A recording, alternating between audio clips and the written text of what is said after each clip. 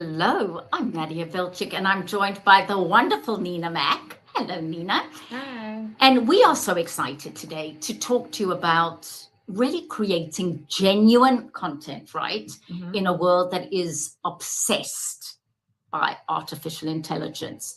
And one of the things Nina does is create this kind of content. So, Nina, what do you think is the biggest mistake that you, as an influencer, yes, she is an influencer, are making in terms of building genuine connection?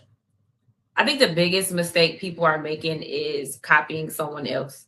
Honestly, you have to be authentic with yourself and know like who you are, what your niche is, what is it that you want to create, what do you want to talk about. A lot of people mimic what other people are doing, and when you do that, that's the first wrong mistake because what someone else is passionate about may not be what you're passionate about. So if you're copying anybody's way that they're doing things, it may not come off as genuine. Not to say that you can't get pointers and tips of what they are doing, but you can't just copy content because it's not going to bring out your true self. It's not going to be authentic. So there are lots of generation, I call myself a boomer X. So let's say X's who realize that in order to survive this business environment, we have to create content. And Nina, something interesting, and I'm sure many of you who are watching now or are watching our recording can relate to this, is, and I was talking to a friend of mine recently who went, I am a physical therapist. I know that I should be creating content online in order to reach a broader audience. But I don't want to because I don't want to come across as cheesy or sleazy. And that's something, and you can understand that, that none of us want to. I create content all the time, Yes. but I keep saying, and this is because Nina does video for me, and she goes, Nadia, that's okay. Or start with a hook like this. And I say, yes, but does that sound authentic? Does that sound genuine? So what advice do you have to those of us who are reticent about creating video content, even though we know it's going to be good for our business? I would say just try it out. Like that would be the main thing. Like you can never go wrong with just trying out a video. Like a lot of times people are trying to reach for perfection and you're never going to be perfect on whatever it is that you say. The tone may be off. It may be your bad outfit, whatever it may be, but it may be the video that takes off. Like I think my first viral video was just my high school picture and it had 4 million views, and I didn't think that it was going to be that. But okay, wait, let's stop. So what about your high school picture got 4 million views? That's more views than some television stations. Yeah, so I guess it was the nostalgia. A lot of times with Facebook, Instagram, with other platform, they're big on nostalgia moments. So I had a lot of like gold jewelry on. I had braces. I had like a 90s hairstyle. So it brought back a lot of memories for people, and then it just got shares and follows. They were just kind of nostalgic about the photo. So it got 4 million views. But okay, so that's great. So 4 million views is great. As a professional speaker, communication skills expert, as someone who does workshops and coaching, I'm looking for social media more to engage with people and offer them advice and guidance. That's my goal. So I can have 4 million views, but is that offering people insight, a resource, advice, guidance? Yeah, it could. Yeah, you can get 4 million views by offering like the guidance and resource. It just depends on, what you're offering. So regardless on whatever piece of content was going to hit, like whatever is going to hit, you just never know. But yeah, content like that always hits. If you're helping somebody, like self-help, helping somebody reach their goal, persuading someone to do like a bad habit, like whatever that may be, like that's always going to hit as well. So it has no really filter on what content is going to hit and not. Well, next time you and I talk, I'll show some of the video that we've created. But here is certainly a video that I'm going to show you that got a lot of hits.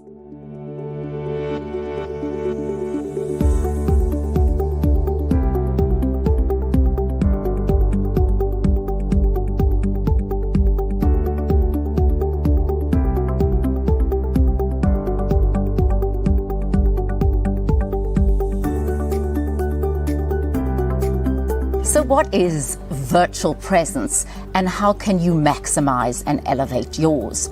Well, your virtual presence is how you engage, collaborate, lead, inspire others, motivate others in your virtual world. And there are a couple of things that each and every one of us can be doing as our virtual worlds and our hybrid worlds continue to expand. So if we're looking at being on camera, please remember that you want the camera of your computer screen to be eye level with you. So while now I'm looking into the video camera, if I'm on a Zoom call or a WebEx call or a Microsoft Teams call or whatever platform you use, I want to be looking into my computer camera. That's synonymous with looking at you. You want as much light in front of you as possible because we want to see you. We don't want you to look like a cardboard cutout or like you're in the witness protection program. And then think about your background. Now, I have a unique background today because I'm actually in Johannesburg, South Africa, visiting my mother. And so I've chosen this beautiful garden background. But if you use a virtual background, make sure it's not too distracting. And then be intentional about really connecting with people virtually. So for my seminars, workshops, keynotes on how to elevate your virtual presence, please go onto my website, nadiaspeaks.com.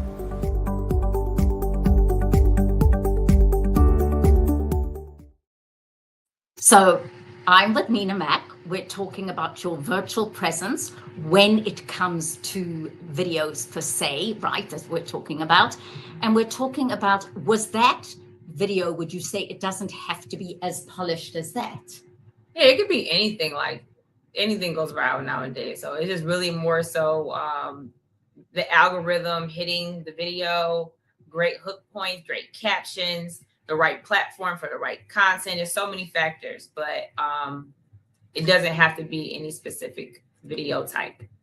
But do you agree, and this is where I am very specific, if you are going to use video, use it to offer some advice, guidance, or say something. So when you said your video of high school photo went viral, you were also okay to make fun of yourself and say, you know, look at me now, look at her. And that's what I looked like then. And there was something relatable to about it. Mm-hmm. My philosophy around creating content is that you really want to offer advice, guidance. You want to be a resource for others. You don't want to post for the sake of posting. So for me personally, my brand is more like entertainment, conversations, comedy. So I'm more of an entertainer. And then you have a sector where people are going to do like advice and like help and, you know, do a different type of content. So for me, it's more like entertaining. So when I posted it, I wasn't thinking too deep into it. It was just something to post. But yeah, I definitely think it should be more like advice content, self-help content, like content that's gonna like guide people to do different things. But yeah. Well, to reach Nina, to get more advice or guidance, look, here's the thing. Every single one of us is navigating a rapidly changing world, how people receive news, information, content. And you and I have spoken about this at length, is if you want to be competitive, you need to learn what people are doing, understand what people are doing, and find a way. But to any of you who are watching it, and my purpose today was to say, you've got someone like Nina who's approaching it in a very specific way. Would you have thought 10 years ago that you would be this influencer? I actually have. I did think that. I felt like when I was like young, I've always knew that I was gonna like do entertainment, media, all of that. So I've definitely had an idea, but I never thought it would be like this. Like there's a lot different now, but. And now you can get, I mean, the word influencer has become so trendy that great brands are partnering with influencers to sell products. Definitely. So do you get any interesting product? Yeah, I get a lot of products. Like I get a lot of, like, there's so many boxes at my house. It's like some of them are not open because I haven't got them yet, but a lot of food, makeup, coffee, energy drinks, clothes. It's so much. It just depends on, you know, what brand may reach out to me. But I always say for anybody who's interested in doing brand deals, always niche down to like what you like and what your audience is going to, you know, gravitate to. So if you're into sports, don't really push into like beauty because nobody's going to really purchase the product per se. But, you know, if it's something just to try out, you could try it. But it just long term, it wouldn't be the best product to push. So let's talk about makeup for being on camera. So I would love to give you my advice or guidance, but let's start with you. What foundation are you using? What do you use to look polished. And as we said, you don't have to look like you have just had a full 2-hour makeover, but you want to look a certain way if you're going to inspire, motivate others. Definitely. Like as a creator, you kind of have to be on point all the time, because it could be certain moments where you need to record something. If you're like a news reporting type of content creator, if someone passes away or if something gets bombed, like you need to have that presence of just kind of having a fresh face. You don't have to have like a lot of makeup. I just do like a really sheer. What foundation do you use? I use Maybelline. I don't go too expensive. I'm very much still drugstore makeup, so Maybelline is my go-to for sure. But lashes sometimes, maybe not, but I keep it very simple.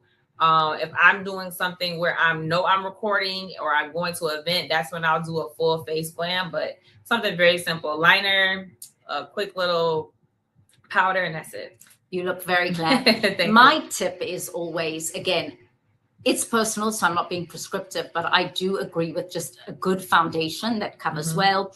I don't wear heavy makeup to go on camera. I do wear my glasses mainly because if I'm looking at notes or script, I need to be able to see them. And I keep a jacket close by. You know, again, it's very personal. I believe, you know, that the more authoritative you want to look, the more structure, proportion, and fit your garment should have. So I can be wearing a t-shirt, but I put on a jacket just because I find it more flattering to me. But you are wearing a very cute white t-shirt with very recognizable stripes, right? Right. And I'm looking at comments and people are saying, you look great. But I think the key to this all is, because so much of what I teach and speak about is confidence. I say, what's going to make you feel the most confident? What are you going to wear, do? How are you going to be that allows you to come across as the best version of yourself? And you know, a lot of what I teach, and you've been in some of my sessions, is around executive presence and leadership presence. And remember, you don't need to be an executive or a leader to exude executive presence. And because we are in an environment of business casual, everything goes. You can be very casual and still, in the way you come across, your energy, offering solutions to problems, being interested in others, being a great team player, you can exude leadership or executive presence. Definitely. So just delighted to talk. I'm looking at the comments, seeing if there are any. We like to hear from you as an influencer, which is why I wanted to talk to Nina Mack today about using video to persuade, influence, and inspire. We have two different generations here with different goals in creating content. But at the same time, and this is my one thought to everybody, is just do it. I speak to people every day who have so much anxiety about doing it. And I'm not saying do it for the sake of doing it. You've got a purpose. You are helping people in terms of, this is great fashion, or this is great makeup. Making people laugh. You're making people laugh. And that's important now. Okay. You're doing things to make people laugh. But if you've got a message, it really is the great equalizer, isn't it? Sure. And that's what I say about genuine connection in an AI world. And if you want to know if Nina and I are real, or if it is just our voice and just our face, what would you say? How could you tell?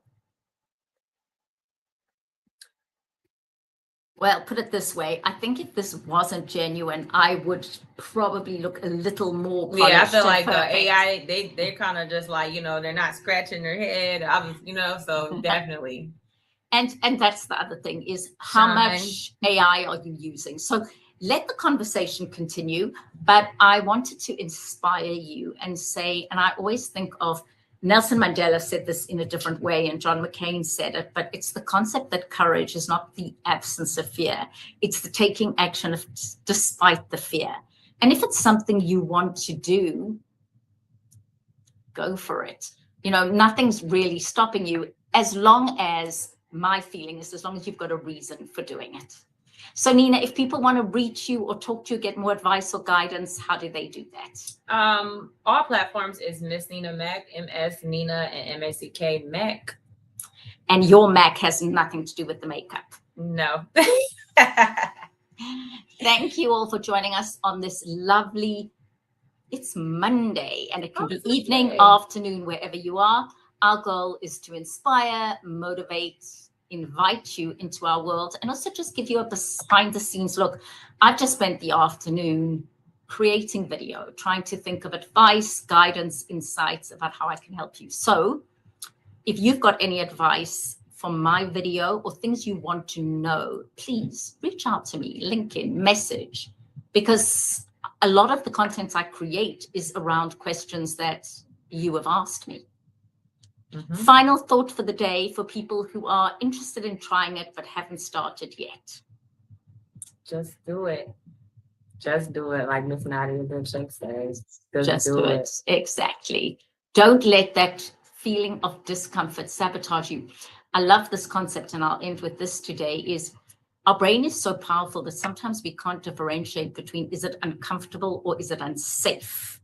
So you may feel that it's uncomfortable, but that doesn't mean it's unsafe. And sometimes we override discomfort in order to do things we didn't think we could do. Have a lovely rest of your day, evening, afternoon, wherever you are. And Nina Mack will make us laugh. And hopefully I'll make you connect and think about mastering your communication skills.